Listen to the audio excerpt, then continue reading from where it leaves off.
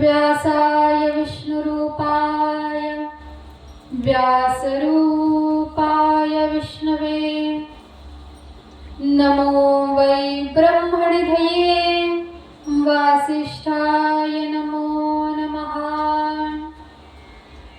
ब्रह्मानन्दं परमसुखदं केवलं ज्ञानमूर्तिं द्वन्द्वातीतं गगनसदृशं तत्त्वमस्यादिलक्ष्यम् एकं नित्यं विमलमचलं सर्वधी साक्षिभूतं भावातीतं त्रिगुणरहितं सद्गुरुं तन्नमामि।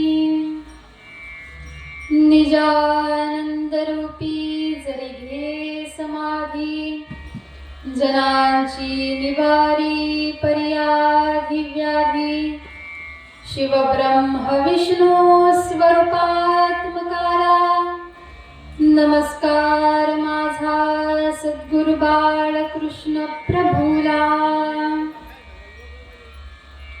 अजं रुक्मिणी प्राणसञ्जीवनन्तं परं धाम कैवल्यमेकं तुरीयं प्रसन्नं प्रपन्नार्तिहदेव देवं परब्रह्मलिङ्गं भजे पाण्डुरङ्गम्। लोकाभिरामं रणरङ्गधीरं राजीवनेत्रं रघुवंशनाथं कारुण्यरूपं करुणाकरन्तं श्रीरामचन्द्रं शरणं प्रपद्ये। मनोजवं मारुततुल्यवेगं जितेन्द्रियं बुद्धिमतां वरिष्ठं वातात्मजं वानरयूथमुख्यं श्रीरामदूतं शरणं प्रपद्ये। कस्तूरीतिलकं ललाटपटले वक्षस्थले कौस्तुभं नासाग्रे वरमौक्तिकं करतले वेणुः करे कङ्कणं सर्वाङ्गे हरिचन्दनं सुललितं कण्ठे च मुक्तावली। गोपस्त्रीपरिवेष्टितो विजयते गोपालचूडामणि। ध्येयं सदा परिभवग्नमभीष्टदोहं तीर्थास्पदं शिवविरिञ्चिनुतं शरण्यं भृत्यार्तिहं प्रणतपालभवाब्धिपोतं वन्दे महापुरुषते चरणारविन्दम्। सर्वमङ्गलमाङ्गल्ये शिवे सर्वार्थसाधिके शरण्ये त्र्यम्बके गौरी नारायणी नमोऽस्तुते। नारायण विधियादिनाथ बाळकृष्ण जय सद्गुरुनाथ। श्रोता वक्ता श्री पांडुरंग हरी वासुदेव हरी। माते तुझे ध्यान आम्हासी राहो तुझे नाम आमुचे मुखासी येवो। माते तुझे आम्ही दासानुदास नमस्कार माते तुझ्या चरणास। जगदंब जगदंब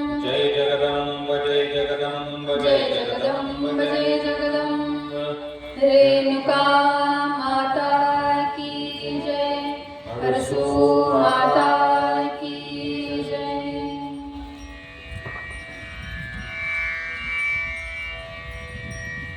शरण शरण एकनाथा पायी माथा ठेविला, नका पाहू गुणदोष झालो दास पायांचा। सच्चिदानंद स्वरूप प्राप्त करून घेणारे लोकविलक्षण महात्मे की जे शांती ब्रह्म म्हणून या मृत्यू लोकामध्ये अवताराला आले आणि त्यांच्या पदस्पर्शाने पावन झालेल्या भूमीमध्ये जे जे जीव त्यांचे शरणार्थी होऊन येतील त्या त्या साऱ्यांचा आजही उद्धार करत आहेत। असे नाथराय अर्थात एकनाथ महाराज की ज्यांची सेवा आपण कालपासून आरंभ केलेली आहे आणि याला निमित्त आहे आपल्या गावामध्ये असलेल्या अधिष्ठात्री देवतेची अर्थात हरसू मातेची यात्रा। या यात्रेच्या निमित्ताने आयोजित केलेला नियोजित केलेला अखंड हरिनाम सप्ताह आणि त्या सप्ताहा अंतर्गत आरंभ झालेली संत चरित्र कथा। काल आपण श्रवण करत होतो नाथ महाराजांबद्दल अर्थात साधूबद्दल अर्थात संताबद्दल आणि त्यांच्याबद्दल ऐकता ऐकता आपण जरासं नाथांचं जीवन चरित्र ऐकण्याचा प्रयत्न करत आहोत, समजून घेण्याचा प्रयत्न करत आहोत। कशासाठी? कारण त्यांनी जे प्राप्त करून घेतलेलं आहे ते तुम्हाला मला सुद्धा प्राप्त करून घ्यायचं आहे, म्हणून त्यांना ऐकायचं। त्यांनी जशी सेवा केली, त्यांनी जशी परमार्थ साधना केली, नाम साधना केली, नभे नभे त्यांनी जशी सद्गुरूंची सेवा केली तशी सेवा तुमच्या माझ्याकडून सुद्धा घडावी म्हणून ऐकायचं आहे आपल्याला नाथांना। पहा, लक्षात घ्या, आत्तापर्यंत या मृत्यू लोकामध्ये जेवढे काही महात्मे साधू संत हे त्या पदाला जाऊन पोहोचले याच्या पाठीमागे कारण आहे त्यांनी केलेली आपल्या सद्गुरूंची सेवा।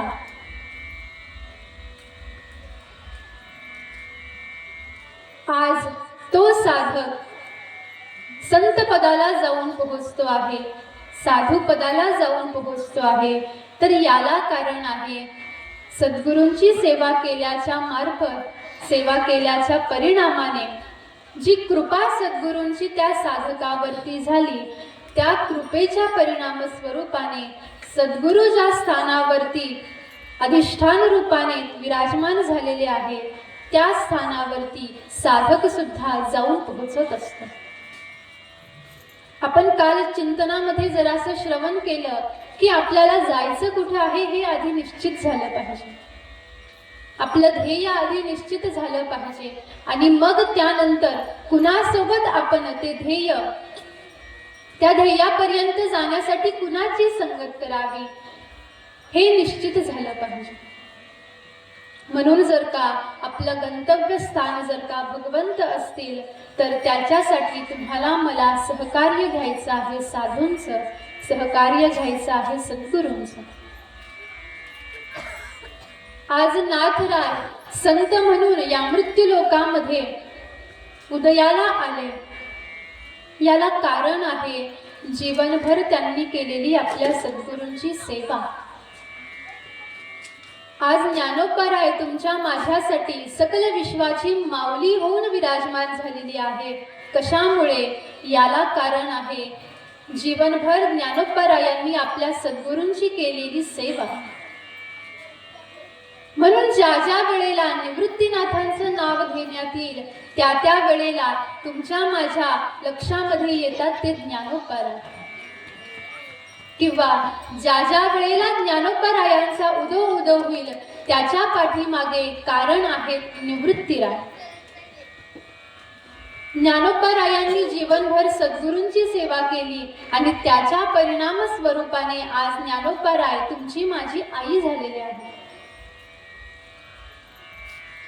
निळोबारायांनी तुकोबारायांची सेवा केली, त्यांचं शिष्यत्व पत्कारलं, शरणागती केली. म्हणून ज्या ज्या वेळेला तुकोबारायांचं नाव येईल त्या त्या वेळेला निळोबारायांचं स्मरण तुम्हाला मला झाल्याशिवाय राहत नाही. ज्या ज्या वेळेला निळोबाराय गायले जातील त्या त्या वेळेला निळोबारायांसोबत त्यांच्या सद्गुरूंचा सुद्धा जय जयकार केला जातो. तसंच ज्या ज्या वेळेला नाथांचं नाव उच्चारण्यात येईल त्या त्या वेळेला सद्गुरू जनार्दन स्वामींचं नाव सुद्धा तुमच्या माझ्या अंतःकरणामध्ये प्रगट होतं. तर याला कारण आहे नाथांवरती असलेली त्यांच्या सद्गुरूंची कृपा. पहा, लक्षात घ्या, आजपर्यंत कुणीही एकटा साधक हा भगवंतापर्यंत जाऊन पोहोचला नाही. ज्या ज्या वेळेला त्याने भगवंतापर्यंत जाण्यासाठी आरंभ केला, संकल्प केला, त्या त्या वेळेला त्याला सहकार्य घ्यावं लागलं ते आपल्या सद्गुरूंचं. कारण जोपर्यंत सद्गुरू सतशिष्याचा अंगीकार करत नाही, जोपर्यंत सद्गुरू साधकाचा अंगीकार करत नाही, जोपर्यंत साधू भक्ताचा अंगीकार करत नाही, तोपर्यंत भगवंत त्याचा स्वीकार करत नसतात. म्हणून आधी साधूंचं व्हावं, म्हणून आधी आपल्या सद्गुरूंचं व्हायला पाहिजे.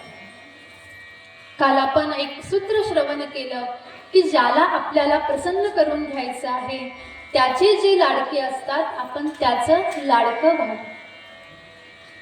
आणि तोच भाव इथं सुद्धा की जोपर्यंत सद्गुरू आपला अंगीकार करत नाही, स्वीकार करत नाही, तोपर्यंत भगवंत आपला अंगीकार करत नसतात. म्हणून सरळ जाऊन भगवंतांचा शोध घेण्याच्या अगोदर आधी सद्गुरूंचा शोध घ्यावा, आधी त्यांच्यापर्यंत जावं, आधी त्यांच्या चरणाजवळ विराजमान व्हावं. आपोआप भगवंत आपल्याला त्यांच्याकडे बोलावून घेतात.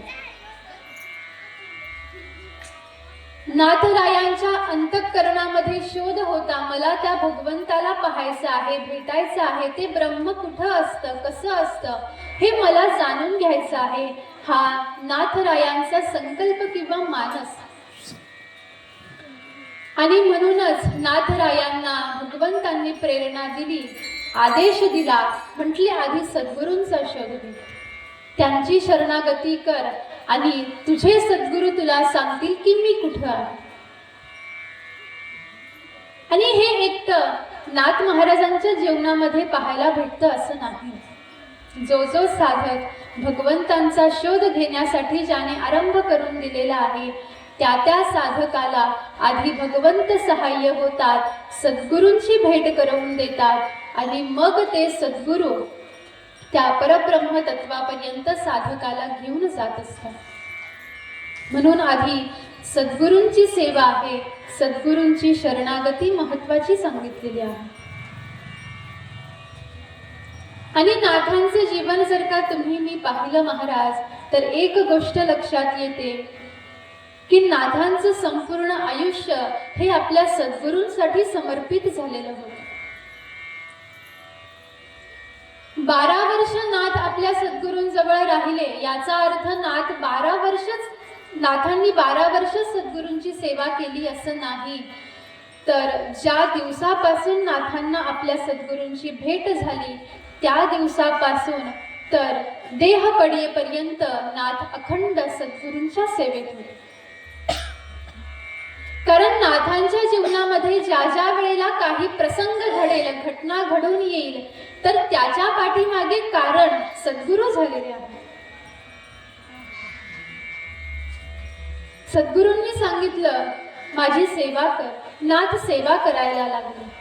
सद्गुरूंनी सांगितलं, आजपासून अशा अशा प्रकारची सेवा तुला माझी करायची आहे. आणि त्यानंतर नाथ सेवेसाठी रुजू झाला. एवढंच नाही तर सद्गुरूंनी सांगितलं की आता पैठणामध्ये राहा. नाथ राहिले. सद्गुरूंनी सांगितलं, या व्यक्तीशी या कन्येशी विवाह कर. नाथांनी केला. सद्गुरूंनी सांगितलं, या ग्रंथावरती तुला टीका करायची आहे. नाथांनी टीका केली, ग्रंथ लिहिला. आणि ज्या वेळेला नाथांना समाधी घेण्याची इच्छा झाली त्यावेळेला समाधीची तिथी मुहूर्त सुद्धा तोच निवडला जो सद्गुरूंच्या समाधीचा मुहूर्त होता, तिथी होती. म्हणून पहा, लक्षात येईल की तुम्हाला मला नाथ जरी प्रपंच करताना दिसत असले, संसार कर्म करताना दिसत असले, कथा कीर्तन प्रवचन करत असताना दिसत असले, ग्रंथ लिहित असताना जरी नाथ तुम्हाला मला दिसत असले, तरी सुद्धा नाथांनी जीवनभर केली ती आपल्या सद्गुरूंची सेवाच केली. मग ती सेवा वेगवेगळ्या क्रियेमार्फत असो, वेगवेगळ्या कृतीमार्फत असो, पण हेतू एक होता. माझ्या सद्गुरूंनी सांगितलंय मला करायचं. आणि केवळ हाच सिद्धांत, हाच संकल्प नाथांनी आपल्या हृदयाशी धारण केला आणि जीवनभर सेवा केली. काही चरित्रकार असं सांगतात, काही महात्मे असं सांगतात की नाथ महाराज हे ज्ञानोबारायांचे अवतार आहेत. ज्ञानोबाराय अवतार कुणाचे? महाविष्णूचा अवतार, सखा माझा ज्ञानेश्वर. असा महाविष्णूचा असणारे अवतार ज्ञानोबाराय, की ज्यांचं जीवनक्रम किंवा ज्यांनी या मृत्यू लोकामध्ये लीला कार्य केलं केवळ 22 वर्ष. 16व्या वर्षी ज्ञानेश्वरी लिहिली. ज्ञानोबारायांच्या सद्गुरूंनी सांगितलं, तुला अजून काही दिवस राहायचं आहे, माझ्यासाठी राहा. म्हणून सद्गुरूंसाठी 2 वर्ष राहिले. आपले कनिष्ठ बंधू सोपान देवांनी सांगितलं, दादा माझ्यासाठी 2 वर्ष राहा. ज्ञानोबाराय अजून 2 वर्ष राहिले. आणि आदिशक्ती मुक्ताबाईनं सांगितलं, दादा तू माझ्यासाठी सुद्धा 2 वर्ष थांब. म्हणून ज्ञानोबाराय अजून 2 वर्ष राहिले. अर्थात ज्ञानेश्वरी लिहिल्यानंतर ज्ञानोबाराय 6 वर्ष या मृत्यू लोकामध्ये राहिले आणि आता मात्र समाधी घेतली. पण कशी समाधी घेतली? आधी सद्गुरूंना विचारलं. म्हटले, गुरु महाराज मला समाधी घेण्यासाठी परवानगी द्या. ज्या वेळेला सद्गुरूंनी होकार दिला त्यावेळेला ज्ञानोबारायांनी समाधी घेतली. अशा रीतीनं ज्ञानोबारायांचं लीला कर्म हे या मृत्यू लोकामध्ये 22 वर्ष होतं. पण महात्मे असं सांगतात की ज्ञानोबारायांना आपल्या सद्गुरूंची सेवा करण्याची इच्छा होती. 22 वर्ष ज्ञानोबारायांनी सद्गुरूंची सेवा केली, पण ज्ञानोबारायांचं मन तृप्त झालं नाही.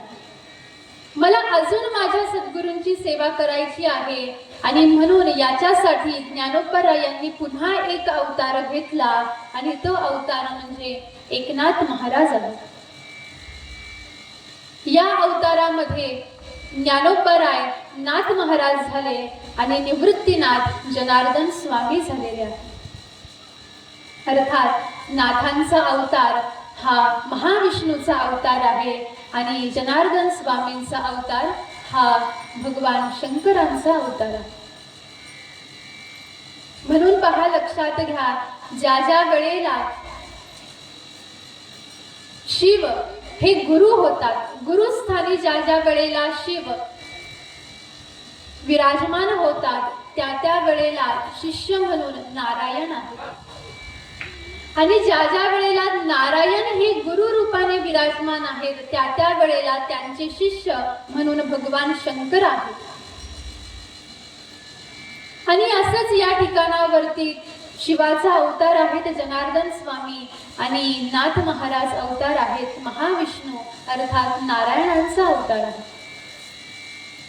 आणि आता तुम्हा या जन्मामध्ये या अवतारामध्ये आता सद्गुरूंची सेवा आरंभ करून दिलेली आहे. पहा, लक्षात घ्या, ज्ञानोपाराय हे तुमच्या माझ्यासाठी दास्य भक्तीचे आदर्श आहेत. आपल्या अध्यात्मशास्त्रामध्ये 9 प्रकारच्या भक्त्या सांगितल्या. श्रवणम, कीर्तनम, विष्णुस्मरणम, पादसेवनम, अर्चनम, वंदनम, दास्य, सख्य, आत्मनिवेदनम. ह्या ज्या काही 9 प्रकारच्या भक्त्या सांगितलेल्या आहे, या भक्त्यांमध्ये एक भक्ती सांगितली, दास्य भक्ती. अर्थात जीवनभर आपल्या आराध्याची दास म्हणून सेवा करणं. जो माझा आराध्य आहे, जो माझा भगवंत आहे, जे माझे सद्गुरू आहे, त्यांचा मी जीवनभर पायीक होऊन राहील. आणि ही दास्य भक्ती याचे आदर्श आहेत ज्ञानोपाराय, की ज्यांनी जीवनभर केवळ आपल्या सद्गुरूंची सेवा केलेली आहे. मग कशी सेवा केली हे पाहायचं असेल तर मग ज्ञानेश्वरी पाहायला सांगतात. ज्ञानोपारायांनी कशी सेवा केली. जो ज्ञानेश्वरीचा साधक आहे, ज्याला भगवंतापर्यंत जाऊन पोहोचायचं आहे, त्याने आपल्या सद्गुरूंची सेवा कशी करावी हे जर तुम्हाला मला पाहायचं असेल तर याच्यासाठी ज्ञानेश्वरी पाहायला सांगितलं. आणि म्हणून ज्या ज्या वेळेला ज्या ज्या साधकांनी ज्ञानेश्वरीचा आश्रय घेतलेला आहे, त्या त्या वेळेला ज्ञानोपाराय स्वतः त्यांचे सद्गुरू झाले आणि त्या परब्रह्मापर्यंत त्या साधकाला त्यांनी नेऊन पोहोचवलेला. ज्या अवस्थेला ज्ञानोपाराय जाऊन पोहोचले त्या अवस्थेपर्यंत त्यांनी ज्ञानेश्वरीच्या साधकाला सुद्धा नेऊन पोहोचवला. म्हणून करावी ग्रंथाची सेवा, म्हणून करावी ज्ञानेश्वरीची सेवा, म्हणून करावी सद्गुरूंची सेवा. आणि असे ज्ञानोपाराय अर्थात असे नाथ महाराज जन्म झाल्यानंतर 12 वर्षांनी आपल्या सद्गुरूंच्या दारामध्ये येऊन पोहोचलेले आहेत. केवळ नाथच आपल्या सद्गुरूंचा शोध घेत होते असं नाही, तर जनार्दन स्वामी सुद्धा वाट पाहत होते की कधी माझा शिष्य, कधी माझा नाथ माझ्या जवळ येईल आणि कधी मी त्याच्यावरती कृपावंत होईल.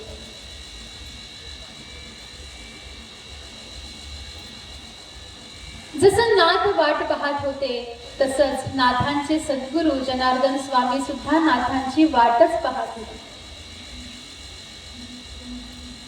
आणि हा प्रसंग केवळ नाथ महाराजांच्या जीवनामध्ये झाला असं नाही, तर निवृत्तीनाथांच्या जीवनामध्ये सुद्धा असा प्रसंग घडून गेलेला आहे. ज्या वेळेला निवृत्तीनाथ, ज्ञानोपाराय, सोपानदेव, मुक्ताबाई आणि विठ्ठलपंत आणि रुक्मिणी आई साहेब हा सारा संपूर्ण परिवार ज्या वेळेला ब्रह्मगिरीची प्रदक्षिणा करण्यासाठी ब्रह्मगिरीवरती येऊन पोहोचलेला. ब्रह्मगिरीची सव्य प्रदक्षिणा आरंभ होऊन गेलेली आहे. विठ्ठलपंतांनी आपल्या एका हाताला निवृत्तीनाथांना धरलेला आहे आणि दुसऱ्या हाताला ज्ञानोपाराय आहे. रुक्मिणी आई साहेबांनी सोपानदेवांना आपल्या एका हाताला धरलेला आहे आणि मुक्ताबाईला आपल्या कडेवरती घेतलेला आहे. आणि असा हा परिवार ब्रह्मगिरीची प्रदक्षिणा करतो आहे. प्रदक्षिणा आरंभ होऊन गेली आणि थोड्याच वेळामध्ये अचानक एक वाघाची डरकाळी साऱ्यांच्या कानावरती आली. जशीच वाघाची डरकाळी ऐकली तशी विठ्ठलपंत घाबरले, रुक्मिणी आई साहेब घाबरल्या आणि जसे होते तसंच आपल्या लेकरांसहित धावत सुटले. परंतु धावता धावता असं झालं की अचानक विठ्ठलपंतांच्या हातामधून निवृत्तीनाथ सुटून गेले.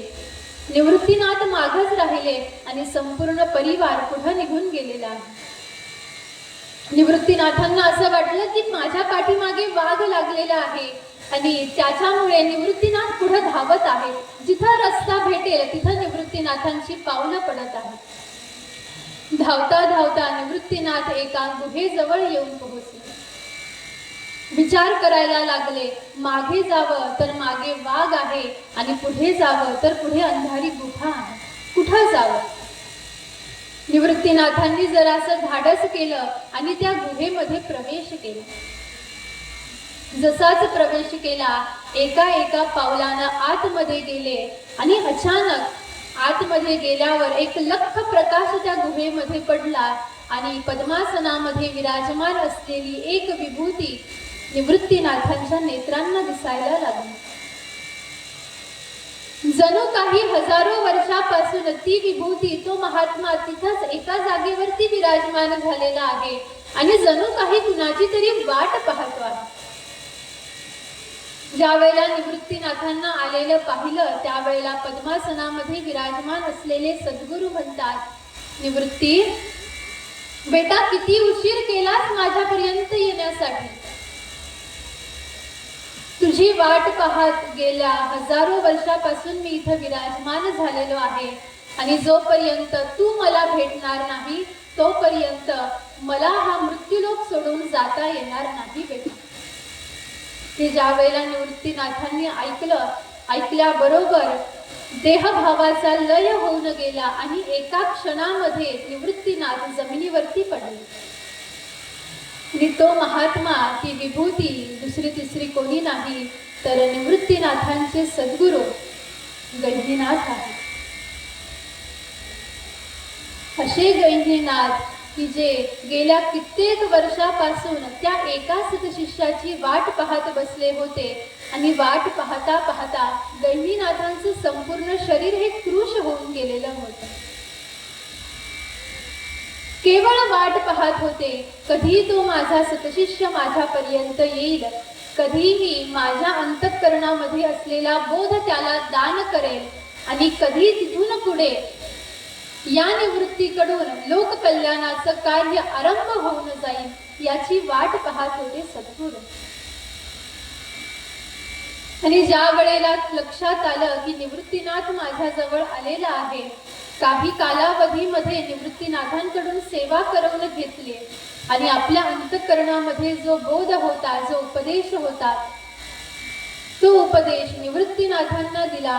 अनुग्रह मंत्राचं दान निवृत्तीनाथांना केलं आणि ज्या अवस्थेपर्यंत सद्गुरू जाऊन पोहोचले होते त्या अवस्थेपर्यंत आता निवृत्तीनाथ जाऊन पोहोचले आणि आता तुमच्या माझ्यासाठी निवृत्तीनाथ हे सद्गुरू झालेले आहेत. हे कशामुळे झालं? त्यांनी सद्गुरूंची सेवा केली म्हणून सद्गुरूंनी त्याला आपल्या जागेवरती स्थित करून दिलेला आहे. अशा निवृत्तीनाथांनी सद्गुरूंची सेवा केली म्हणून ते सद्गुरू पदाला जाऊन पोहोचले आणि अशा सद्गुरू पदाला जाऊन पोहोचलेल्या निवृत्तीनाथांची ज्ञानोबारायांनी सेवा केली म्हणून आज तुमच्या माझ्यासाठी ज्ञानोबाराय हे सद्गुरू आहे.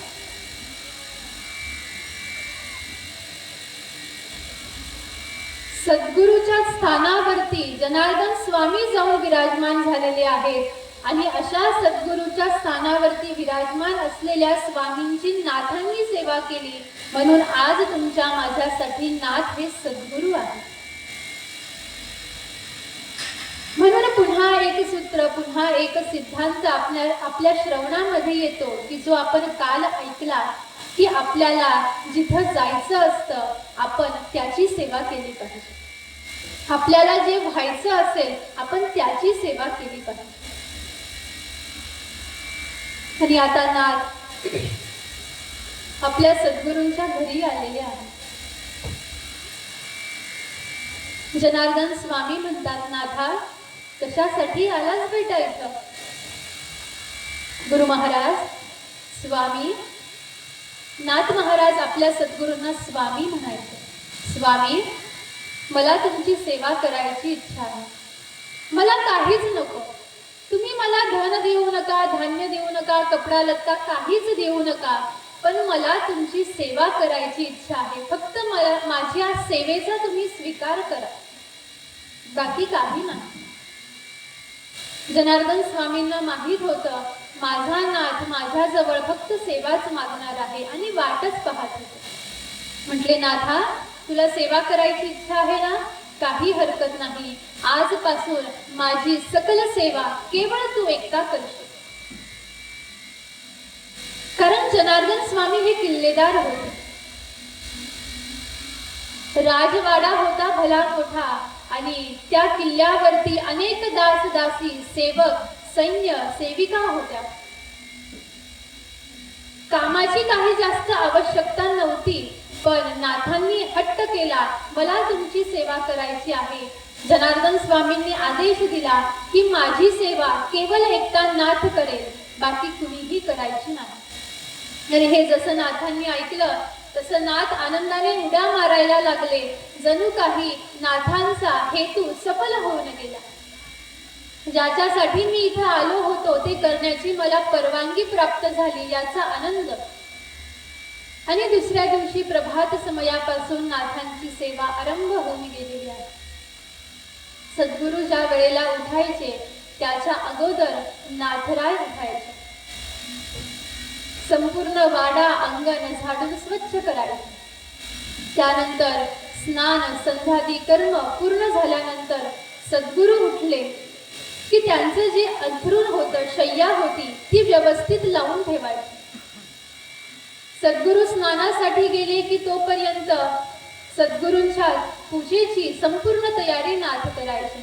मग पूजेसाठी लागणारे फुलं गोळा करून ठेवणं असो, पूजेसाठी आवश्यक असणारी भांडी घासून स्वच्छ करणं असो, त्यानंतर पूजेसाठी लागणारं चंदन उगाळून ठेवायचं. स्वामी स्नानावरून आले, भगवंतांची पूजा करण्यासाठी विराजमान झाले की नाथ महाराज त्यांच्याच बाजूला विराजमान व्हायचे आणि कशी माझी सद्गुरु भगवंताची पूजा करतात हे पाहायचे.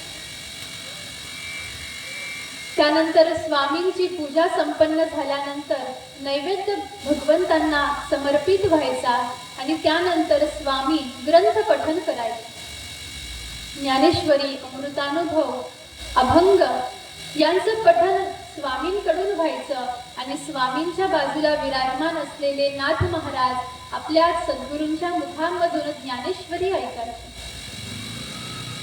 प्रथमतः नाथ महाराजांनी जर का ज्ञानेश्वरी वाचली असेल किंवा ऐकली असेल तर ती आपल्या सद्गुरूंच्या मुखामध्ये.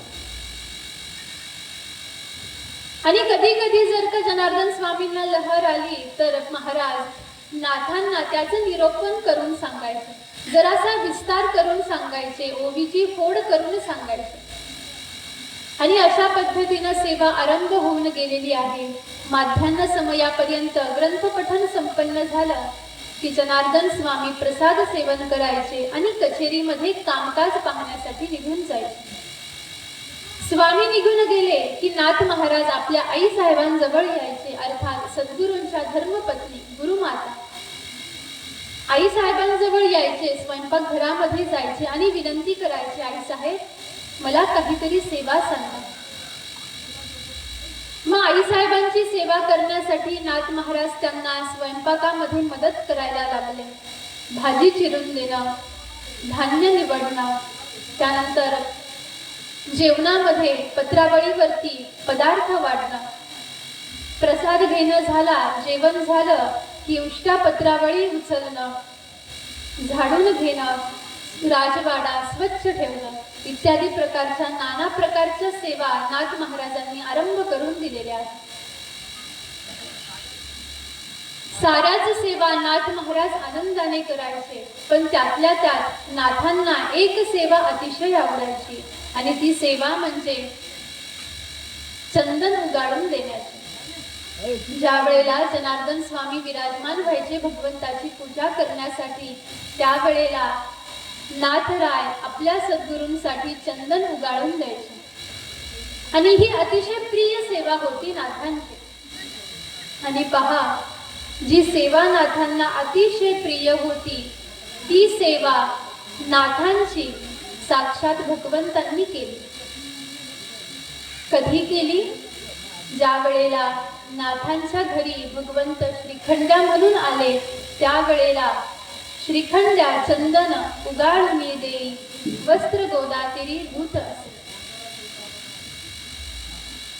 जी सेवा नाथांना प्रिय होती, की जी नाथांनी आपल्या सद्गुरूंसाठी केली, ती सेवा करण्यासाठी साक्षात भगवंत नाथांच्या घरी येऊन राहिले. हे कशामुळे झालं? हे सद्गुरूंच्या सेवेमुळे झालं. तुम्हाला मला दिसत असताना जरी दिसत असेल, लक्षात येत असेल की नाथ चंदन उगाळून देतात, कशासाठी? तर ते भगवंतांच्या मस्तकावरती लावावं याच्यासाठी. पण नाथांना जर का विचारलं, नाथ तुम्ही कशासाठी चंदन उगाळून देत होतात? त्यावेळेला नाथ म्हणतात, माझ्या सद्गुरूंना ते चंदन भगवंतांना लावायचं होतं, म्हणून मी माझ्या सद्गुरूंसाठी चंदन उगाळून देत होते. आणि याच्याच परिणाम स्वरूपाने भगवंत स्वतः नाथांच्या बाजूला बसून स्वतःसाठीच चंदन उगाळून नाथांना दिलं. हे कशामुळे झालं? हे सेवेमुळे झालं.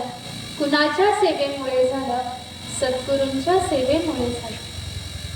म्हणून त्यांच्या सेवेला विशेष महत्त्व आहे.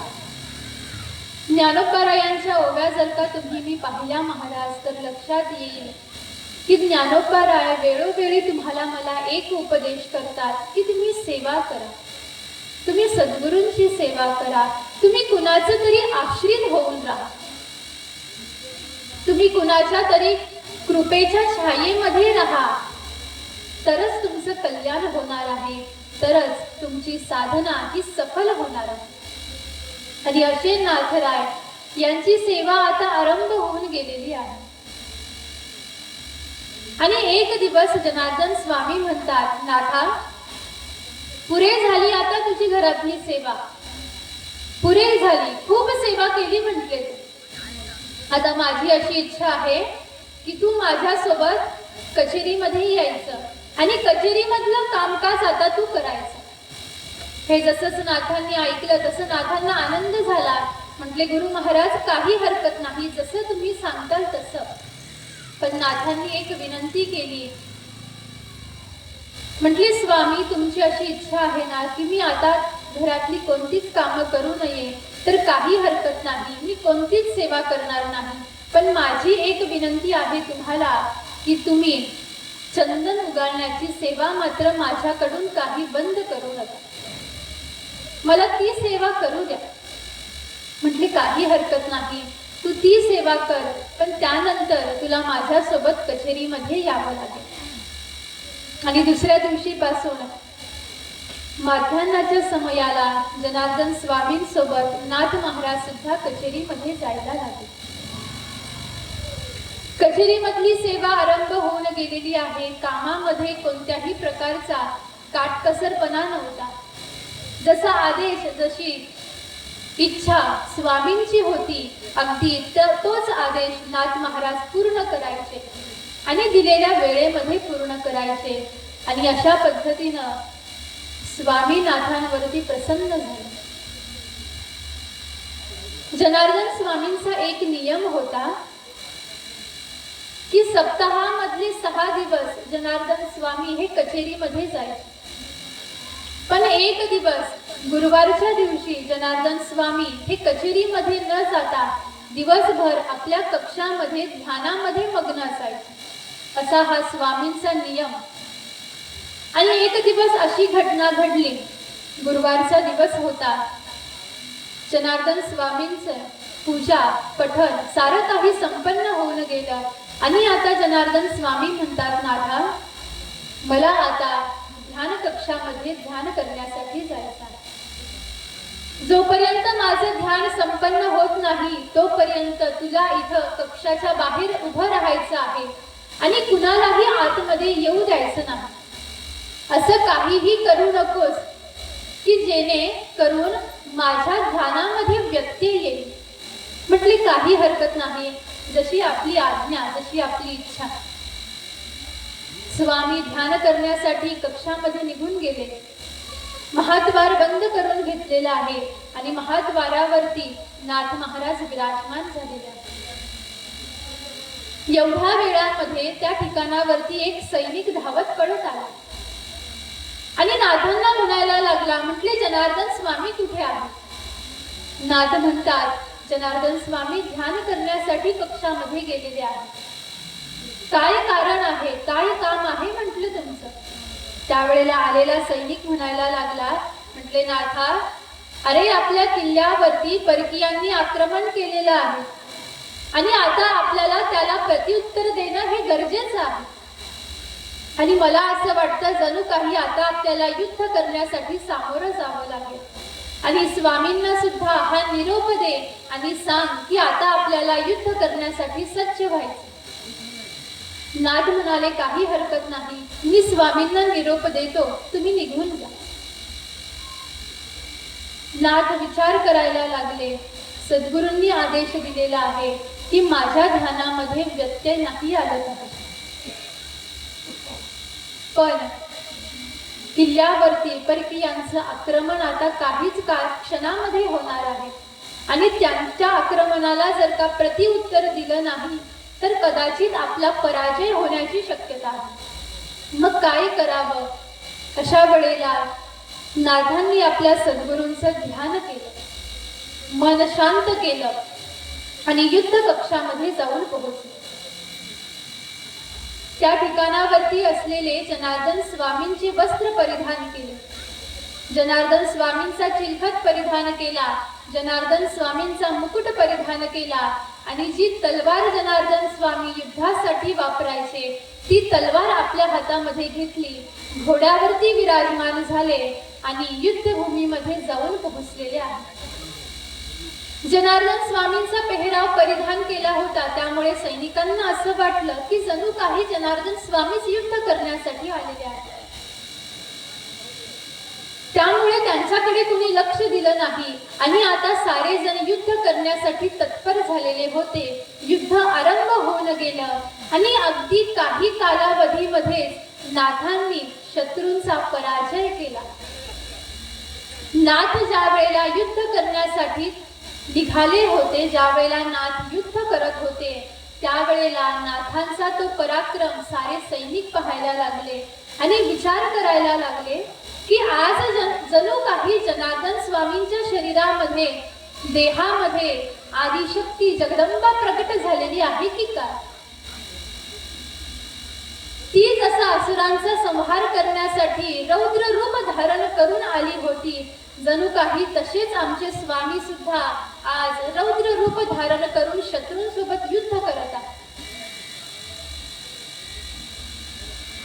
नाथराय यांनी असं युद्ध केलं, असं युद्ध नाथांनी केलं की जणू काही नाथ हे युद्ध कलेमध्ये पारंगत आहेत. असं युद्ध केलं आणि काहीच कालावधीमध्ये नाथांनी शत्रूंचा पराजय केला. आलेले शत्रू तसेच पाठीमागे फिरून गेले. पुन्हा नाथ महाराज आपल्या राजवाड्यामध्ये आले, किल्ल्यामध्ये आले.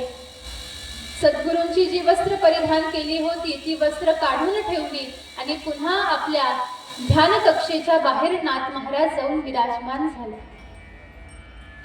अस्तमानाच्या समयाला जनार्दन स्वामींचं ध्यान संपन्न झालं. जनार्दन स्वामी बाहेर आले. काय झालं काय नाही याचा पत्ता स्वामींना नाही. पण दुसऱ्या दिवशी ज्या वेळेला जनार्दन स्वामी कचेरीमध्ये जाऊन पोहोचले, त्यावेळेला कचेरीमध्ये उपस्थित असलेला प्रत्येक सैनिक जनार्दन स्वामींचं कौतुक करायला लागला. म्हटले, महाराज अहो काल काय सुंदर पद्धतीने युद्ध केलं म्हटले तुम्ही.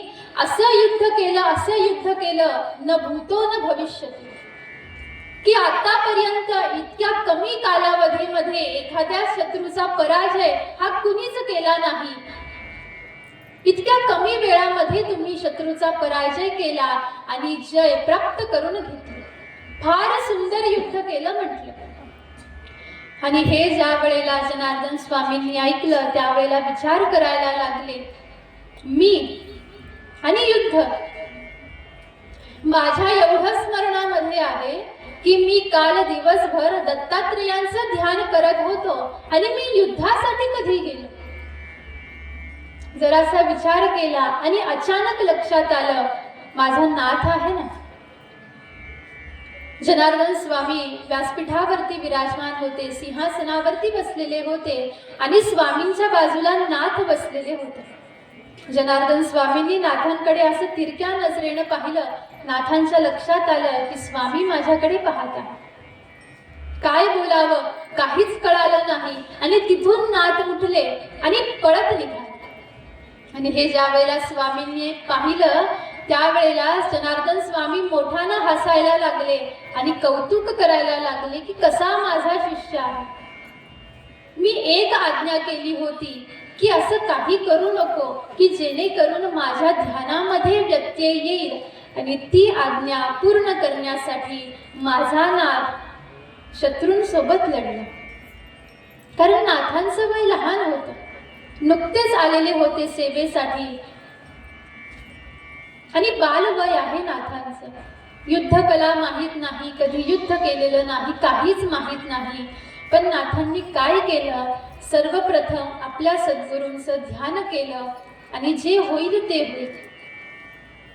सद्गुरूंचं ध्यान केलं आणि घोड्यावरती बसले, तलवार हातात घेतली आणि युद्ध केलं. हे कशामुळे झालं? सद्गुरूंच्या आज्ञेचं पालन करण्यासाठी नाथांना सहाय्यकारी झाले भगवंत. भगवंत सहाय्यकारी झाले म्हणून नाथ युद्ध करू शकले आणि नाथ युद्ध करू शकले म्हणून सद्गुरूंचं ध्यान संपन्न झालं.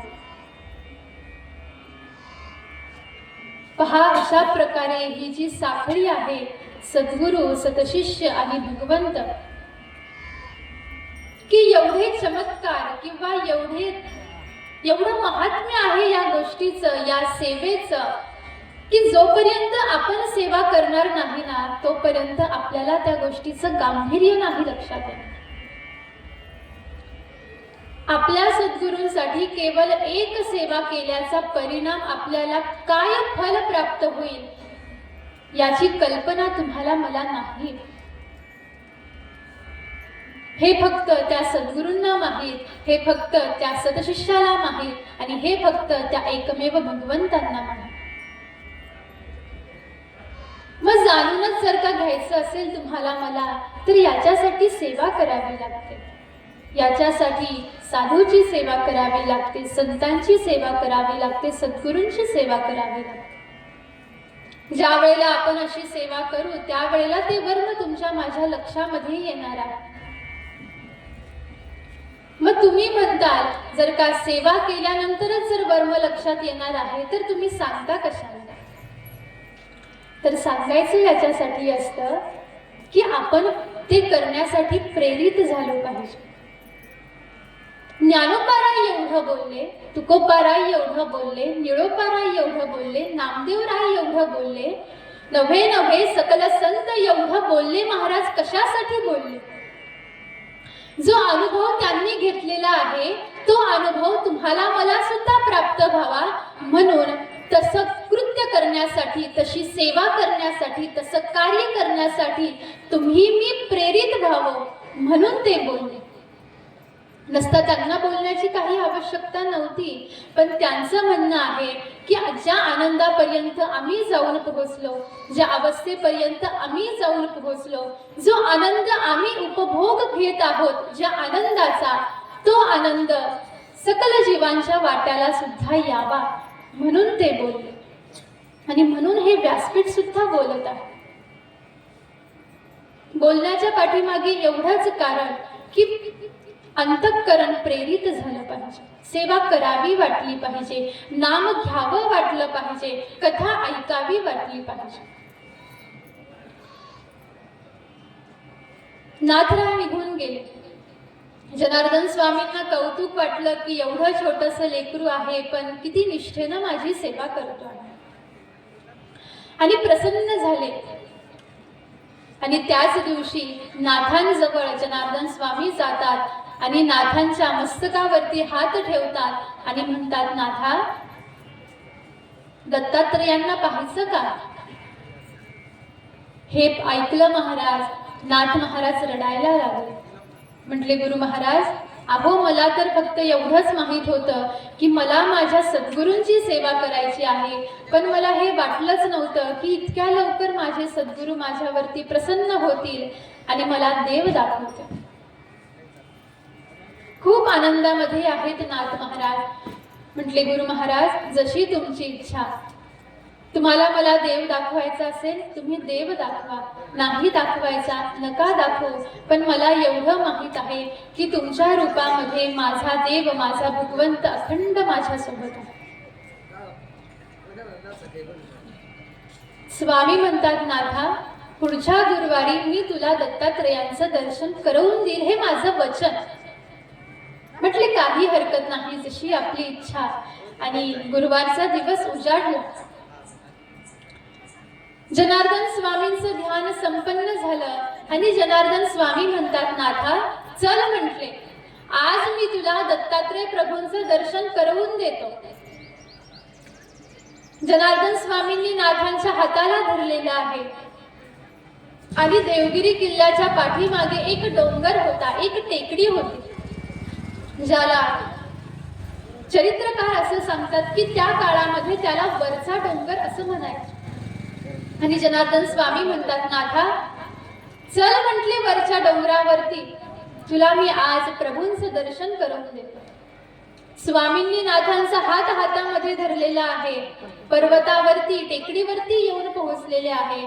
भल्या मोठ्या शिळेवरती जनार्दन स्वामी विराजमान झालेले आहेत आणि म्हणतात, नाथा आता काहीच क्षणामध्ये येतील बरं का दत्तात्रय प्रभू.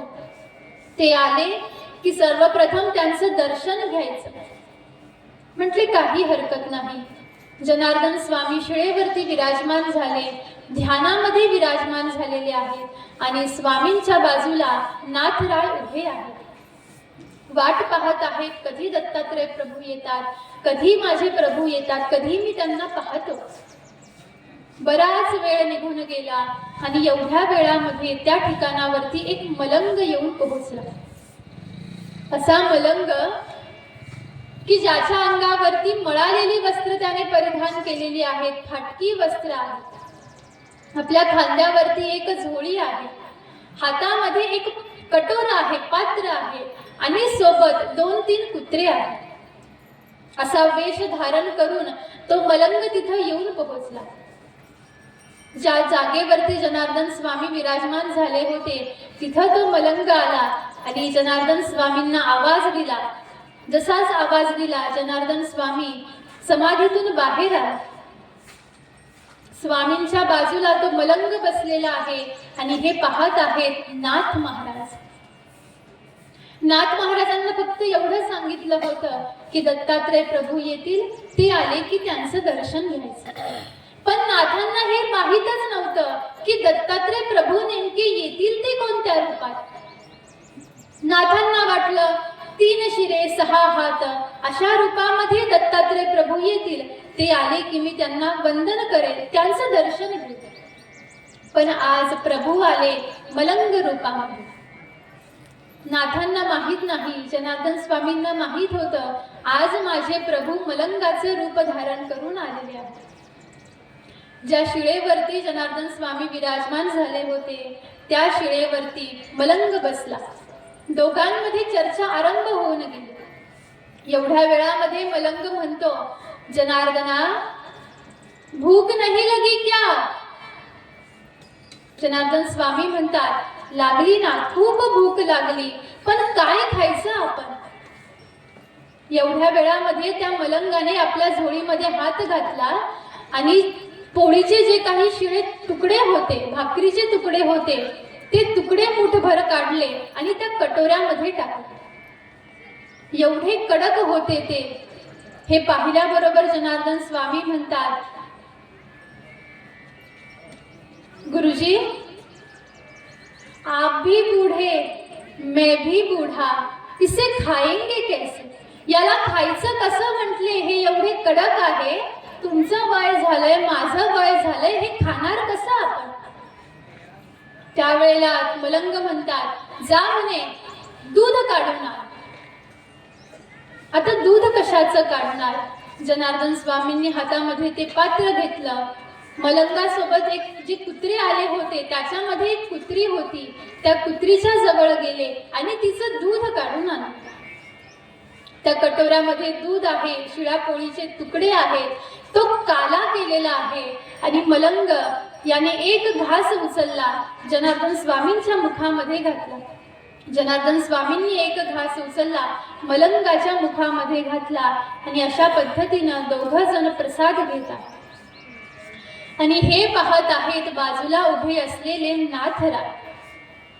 आणि नाथ महाराज विचार करतात, म्हटले माझ्या सद्गुरूंची कुणाकुणाशी ओळख आहे. म्हटले मला असं वाटायचं माझे सद्गुरू किल्लेदार आहेत, वतनदार आहेत, एवढं राजवैभव आहे माझ्या सद्गुरूंकडे. पण पाहिलं तर या फकीरासोबत विराजमान झाले, शिळे भाकरीचे तुकडे खात आहेत. आणि कशासोबत तर कुत्रीच्या दुधासोबत. जराशी किळस वाटली, जरासं कस्तरी वाटली. त्यांच्याकडे पाहिलं सुद्धा नाही नाथांनी. नाथ आपल्या रस्त्याकडे पाहत आहेत आणि विचार करतात कधी प्रभू येतील.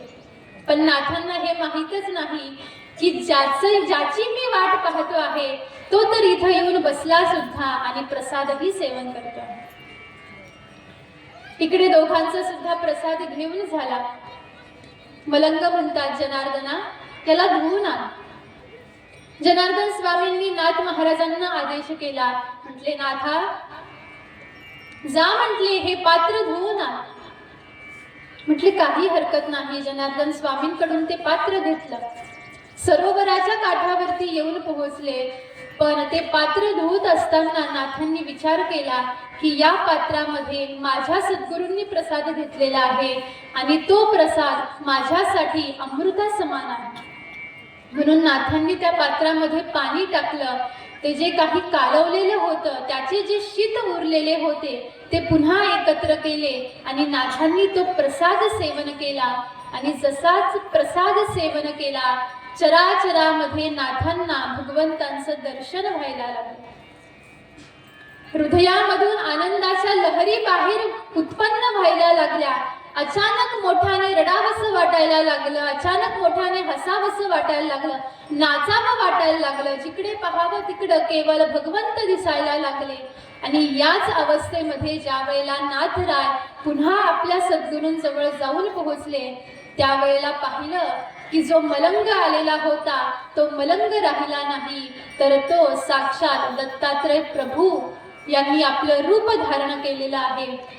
3 शिरे 6 हात तया माझा दंडवत, अशा दत्तात्रय प्रभूंचं दर्शन घेतलं, त्यांच्या चरणावरती लोटांगण घातलं आणि आनंदाश्रू त्यांच्या चरणावरती टाकत आहेत, अभिषेक करत आहेत.